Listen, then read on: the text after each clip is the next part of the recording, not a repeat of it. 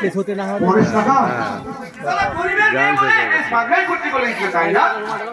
তুমি আমাদের ভুল বোঝানো করিস টাকা, আমরা দুজন দুজনকে ভালোবাসি। এক্ষুনি পাড়ার লোক দেখে আমি জবাব জানিয়ে দিই।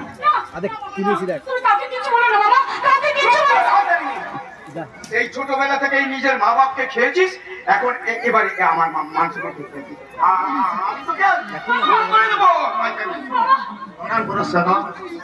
আলোর জন্য আপনার মান সম্মান নষ্ট হবে না। তোমার জনগ্রহ থাকা আমাকে আমি নতুন জীবনের পথ দেখাতে আজকে ওকে বিয়ে করতে প্রস্তুত।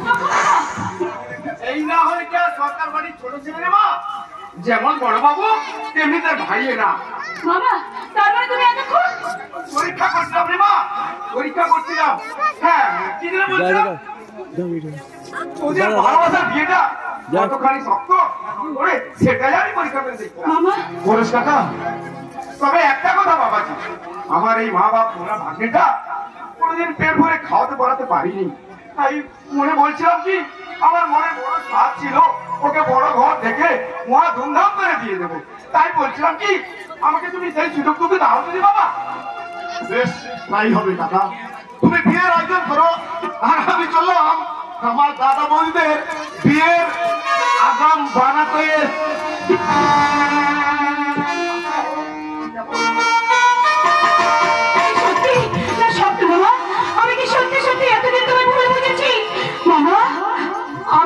আজকে তোমার কথা শুনি মুহূর্তের মধ্যে আমার সব ধারণা পাল্টে গেছে মামা।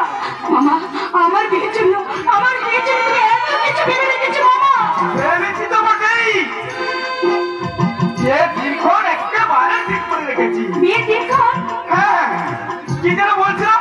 হ্যাঁ আজকেই বিয়ে দেবো, আজকেই তো আজকেই বিয়ে? হ্যাঁ তাহলে বিয়ে ফুলসজ্জা বাসন সবই আজ। টেস্ট করার মতন আমার সময় একদম নেই। কি বলেন আমার সাথে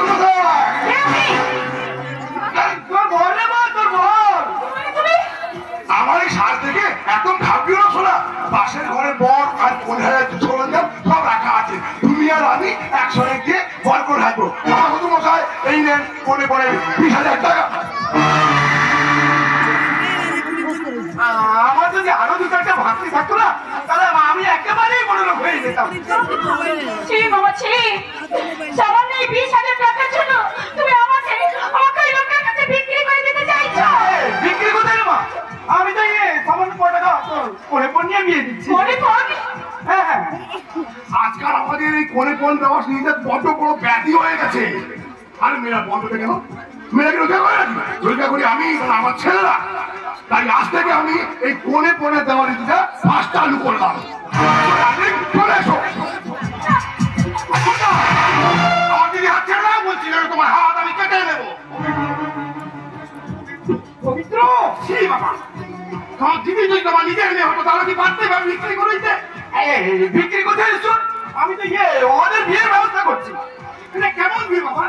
সামান্য কয়েক হাজার টাকার বিনিময়ে একটা লোকের হাতে তুলে দিদির বিয়ের ব্যবস্থা মনে হতে পারে। কিন্তু আমি বলবো তুমি এইভাবে দিদির জীবনটাকে নষ্ট করতে চাই। কি বলছি সত্যি দিদির বিয়ে দিতে চাও তাহলে নিজের এই বাড়িতে নিজের দাঁড়িয়ে থেকে দিদির বিয়ে দাও। চুপ কর হতো না, এই বাড়িতে বিয়ের আয়োজন করা হ্যাঁ কি তুই জানিস? বিয়ের খরচ তার উপর এত ঝামেলা কে পারে?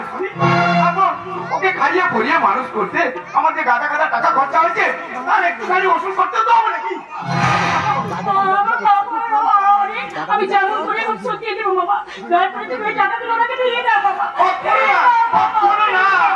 তুই যখন নিয়েছি মাল আমি বেচবই, তুমি ওকে নিয়ে যাও বাবাজি, এখনই ওকে নিয়ে যাও।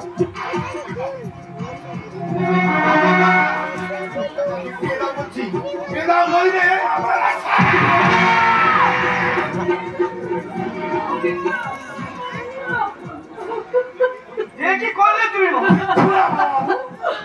অপারেশন করার আগে বডিকে একটু সেন্সলেস করলাম আর আমি অপারেশন